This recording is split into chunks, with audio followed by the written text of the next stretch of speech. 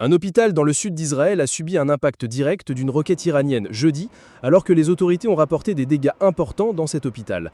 Le centre de santé Soroka est l'hôpital principal dans le sud d'Israël. Un porte-parole de cet hôpital a déclaré que le bâtiment avait subi des dégâts importants.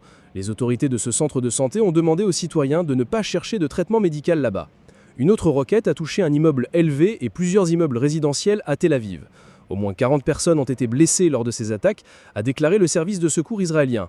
Le Premier ministre israélien, Benjamin Netanyahou, a condamné l'attaque contre l'hôpital et s'est engagé à riposter. Les tyrans à Téhéran paieront un prix élevé, a-t-il déclaré. L'hôpital touché compte plus de 1000 lits et offre des services à près d'1 million d'habitants dans le sud d'Israël, selon le site web de l'hôpital.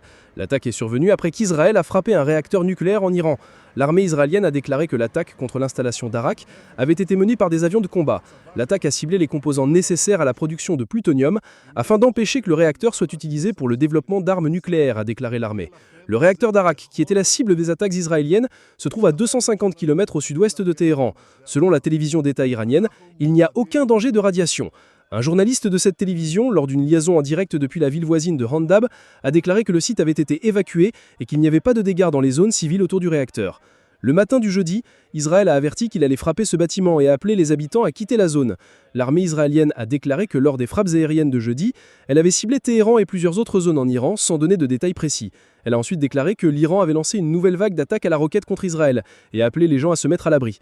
Le 7e jour des attaques entre Israël et l'Iran survient après que le guide suprême iranien a refusé les appels des États-Unis à se rendre et a averti que toute implication militaire américaine causerait des dommages irréparables pour eux. Israël a également levé certaines restrictions pour les personnes, suggérant que la menace des roquettes iraniennes a diminué.